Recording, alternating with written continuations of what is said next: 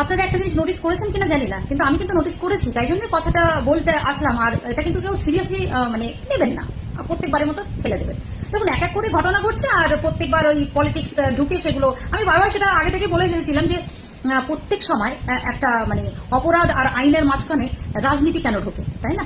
তো যখনই একটা অপরাধ ঘটে সঙ্গে সঙ্গে এই পলিটিক্স এই মানে ঢুকে গিয়েই খেটে যায়, কোনো কিছু মানে মানে সঠিক বিচার আর কেউ পায় না।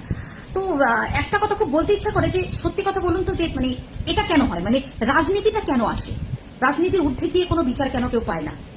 এটা আমার প্রশ্ন ওটাই ছিল।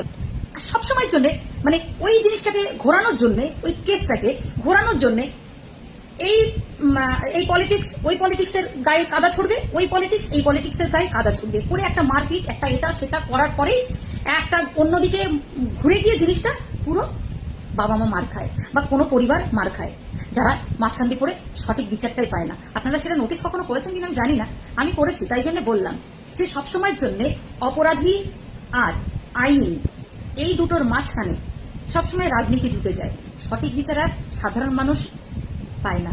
সব যেন পাল্টে গেছে, ছোটবেলা থেকে যেটা শিখেছিলাম অন্যায়ের বিরুদ্ধে, অন্যায় করলে সহ্য করবে না, মানে সবটা যেন উল্টো হচ্ছে আজকাল।